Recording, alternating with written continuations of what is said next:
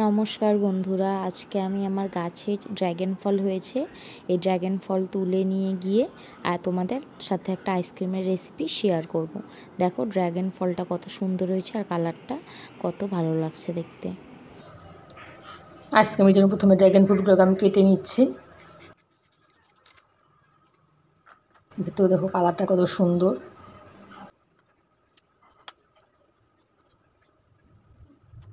একদম ছোট ছোট করে পিস করে নিচ্ছি।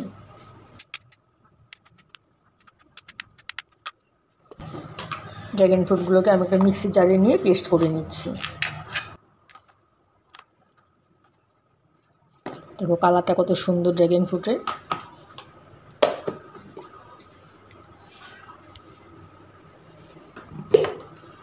একদম দেখো পাল্পটা আমি করে নিয়েছি। একটা প্যান বসিয়ে এখানে আমি হাফ লিটার গরুর দুধ নিয়ে নিচ্ছি। এই দুধটা আগে থেকে আমি একটু জাল করে রেখেছিলাম, আবার কিছুক্ষণ জাল দিয়ে একদম ঘন করে নিচ্ছি।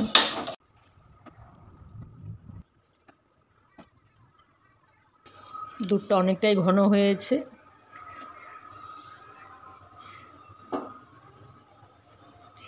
এখানে আমি দিয়ে দিচ্ছি 4 চামচ চিনি। চিনি দিয়ে দুধটাকে আবার একটু ভালো করে জাল করে নিচ্ছি। এখানে আমি 1 কাপ ঠান্ডা দুধ নিয়েছি। এই ঠান্ডা দুধের মধ্যে আমি 2 চামচ কাস্টার্ড পাউডার দিয়ে দিচ্ছি। কাস্টার্ড পাউডারটা খুব ভালো করে এখানে আমি মিশিয়ে নেব। খুব ভালো করে মেশাতে হবে, একদম যেন লাম্পস না থাকে। তোমরা চাইলে কাস্টার্ড পাউডারের জায়গায় এখানে কর্নস্টার্চ বা কর্নফ্লাওয়ার ব্যবহার করতে পারো। এটা ভ্যানিলা কাস্টার্ড পাউডার। কাস্টার্ড পাউডারের পরিবর্তে 2 চামচ কর্নফ্লাওয়ারও এখানে দুধের সাথে মিশিয়ে দিতে পারো, তাহলে অনেকটা ঠিক হবে। খুব ভালো করে মিশিয়ে নিয়েছি। দেখো একদমই লাম্পস নেই এটার মধ্যে। এই দুধের মিশ্রণের মধ্যে কাস্টার্ড পাউডারটা আরও ভালো করে মিশিয়ে নিচ্ছি, যাতে তলানিতে জমে না থাকে। দুধের মধ্যে মিশিয়ে দিচ্ছি, দিয়ে অনবরত নাড়তে হবে, না হলে তলানিতে লেগে যাবে।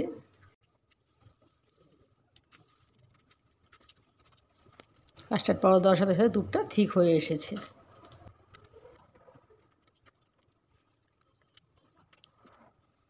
কাস্টার্ড পাউডার দেখো একদমই ঠিক হয়ে গেছে, আর দেখো বড় বড় বাবলস আসতে শুরু হয়েছে।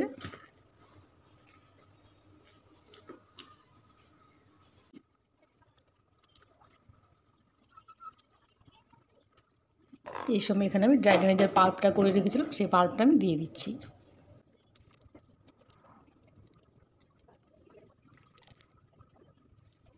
পাল্পটা দিয়েও আমি একটু সময় ভালো করে ফুটিয়ে নিচ্ছি।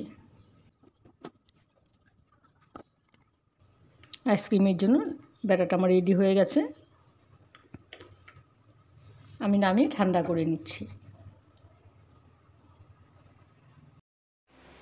ব্যাটারটা আমি একদম ঠান্ডা করে নিয়েছি। আমি একটা বাটির মধ্যে রেখে 2 ঘন্টার জন্য আমি ডিপ ফ্রিজে রেখে দেব। সমস্ত ব্যাটারটা আমি একটা বাটির মধ্যে ঢেলে নিচ্ছি।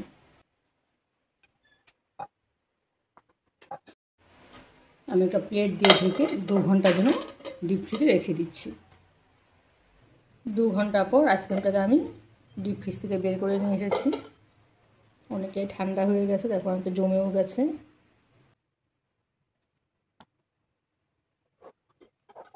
এখানে আমি 1 কাপ হুইপ ক্রিম নিয়ে নিচ্ছি। ক্রিমটাকে আমি খুব ভালো করে বিট করে নিচ্ছি।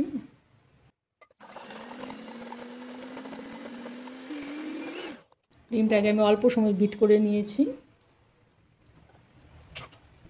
আইসক্রিমের ব্যাটারটা এখানে আমি দিয়ে দিচ্ছি, দিয়ে আবার আমি বিট করে নেব।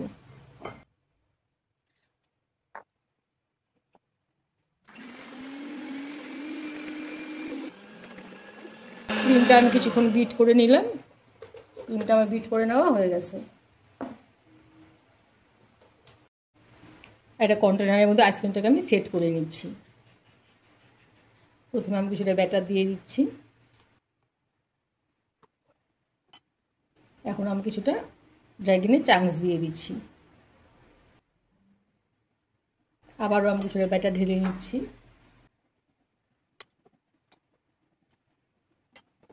আবারও কিছুটা আমি এখানে চামচ দিয়ে দিচ্ছি। আবার এখানে আমি কিছুটা ব্যাটার দিয়ে দিচ্ছি। পুরোপুরি সবটা ব্যাটার এখানে আমি ঢেলে নিলাম। ওপরে আমি আবারও কিছুটা চামচ দিয়ে দিচ্ছি।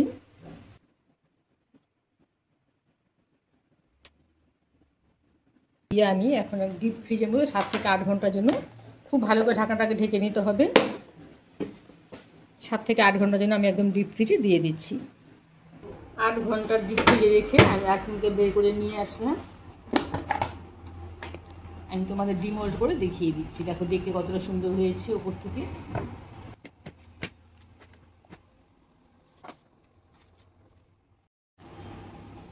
আমি তোমাদের কেটে দেখিয়ে দিচ্ছি।